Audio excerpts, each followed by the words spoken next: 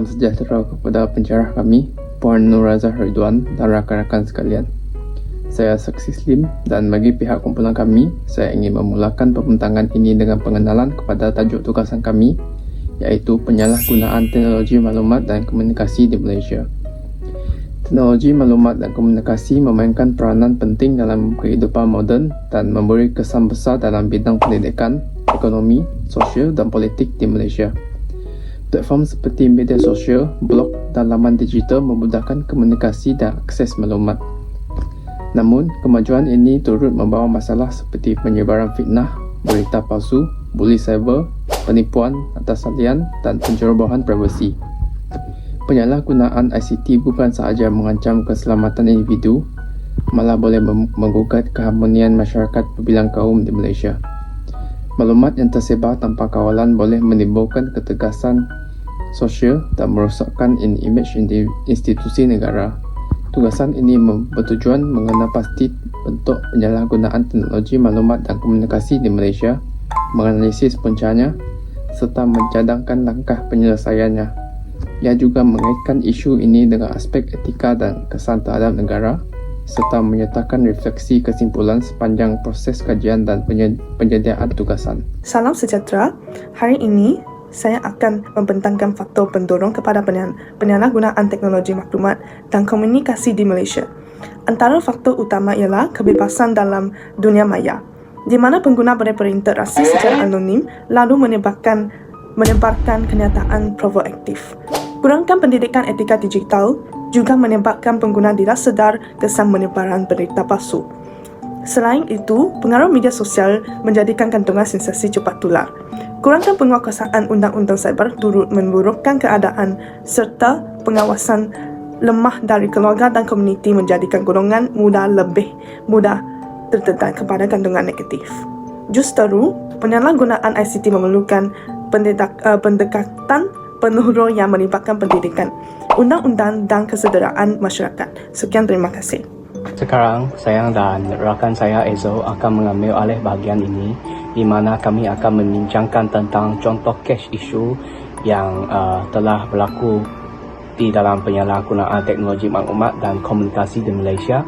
So, case yang pertama telah melibatkan cyber yang berlaku pada tahun 2019 di Sarawak. So, seorang remaja perempuan yang berumur 16 tahun telah mengajukan soalan kepada pengikut Instagramnya. Dia telah bertanya sama ada dia patut hidup ke atau mati. So, keputusan yang diterima majoriti adalah mati. Dan sangat sedihnya, dia kemudiannya telah terjun dari bangunan. Ini telah menunjukkan betapa seriusnya kesan buli cyber ini, terutamanya terhadap kepada golongan remaja. Seterusnya, kes kedua telah berlaku pada April 2025 di Johor. Seorang remaja lelaki telah ditahan kerana telah menyunting gambar lucah palsu yang digunakan oleh aplikasi AI dan telah menjualnya melalui kepada media sosial. Dan harga serendah RM2, kes ini telah menunjukkan penyalahgunaan AI untuk merosakkan maruah individu.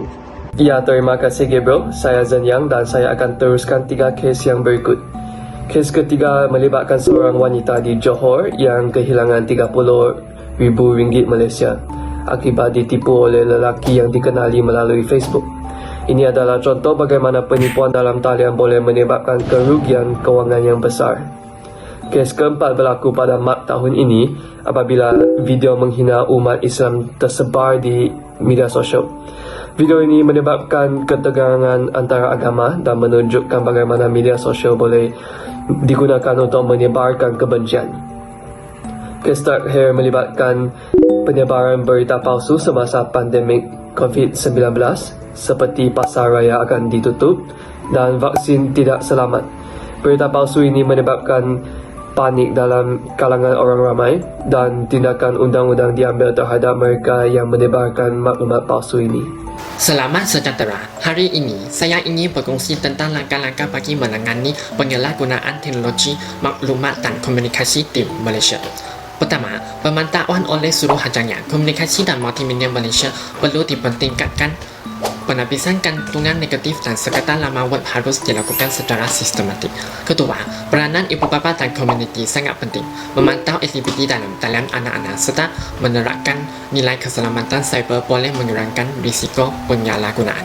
Ketiga, kerajaan harus bekerja sama dengan penyedia platform digital seperti TikTok, Meta dan X untuk memastikan kantungan berbahaya dipandang segera dan saluran aduan lebih mesra pengguna. Secara keseluruhannya, mengambil pendekatan holistik yang melibatkan semua pihak adalah kunci untuk memastikan teknologi digunakan secara beretika, selamat dan bertanggung jawab untuk manfaat masyarakat. Assalamualaikum dan selamat sejahtera kepada pensyarah. Jadi yang pertama adalah dengan memperkukuhkan penguatkuasaan undang-undang. Ini termasuk dengan pelaksanaan undang-undang yang telah sedia ada seperti Akta Komunikasi dan Multimedia 1998 dan Akta Jenayah Komputer 1997. Melalui tindakan tegas terhadap pesalah, masyarakat akan lebih sedar tentang kepentingan etika dalam penggunaan teknologi.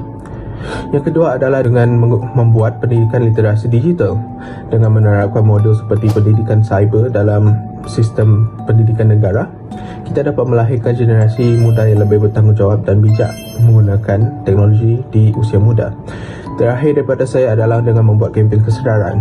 Kempen ini boleh dijalankan melalui media massa ataupun platform digital bagi mendidik masyarakat tentang risiko penyalahgunaan teknologi maklumat dan cara menggunakannya secara selamat. Salam sejahtera, nama saya Ciseng. Hari ini saya ingin berkongsi tentang implikasi penyalahgunaan ICT di Malaysia terhadap negara.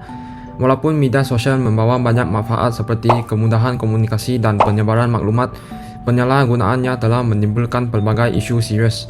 Dari aspek keselamatan negara, jenayah cyber semakin meningkat, termasuk penipuan kewangan dalam talian seperti pelaburan palsu dan penipuan e-dagang. Penyebaran maklumat palsu dan propaganda politik pula boleh menyebabkan ketegangan sosial. Serangan cyber terhadap sistem kerajaan dan syarikat pula boleh membocorkan data penting negara. Selain itu, penyalahgunaan media sosial turut memberi kesan kepada ekonomi. Penipuan cyber menyebabkan kerugian besar kepada pengguna, manakala reputasi syarikat boleh tercalar akibat berita palsu. Ketagihan media sosial di tempat kerja juga menjejaskan produktiviti dan daya saing negara. Sekian daripada saya dan seterusnya saya serahkan kepada Jonathan untuk meneruskan pembentangan. Baiklah, sekarang saya akan sambung dengan apa yang telah Ciseng terangkan sebentar tadi. Dari sudut sosial dan moral, penyalahgunaan media sosial boleh mencetuskan ketegangan kaum melalui ucapan kebencian dan diskriminasi. Kandungan negatif seperti keganasan dan pornografi turut memberi pengaruh buruk kepada akhlak golongan belia. Privasi pengguna juga sering diceroboh apabila maklumat peribadi dikumpul tanpa kebenaran dan disalahgunakan. Tambahan pula, penyalahgunaan ICT boleh menjadi ancaman keselamatan negara apabila kumpulan pengganas menggunakan media sosial untuk merekrut ahli dan menjalankan jenayah terancang. Kesimpulannya, walaupun ICT memberi banyak manfaat, penyalahgunaannya perlu dikawal dengan serius. Semua pihak kerajaan, syarikat dan rakyat harus lebih bertanggungjawab dan beretika dalam menggunakan teknologi demi keselamatan dan kesejahteraan negara. Terima kasih, itu sahaja daripada saya.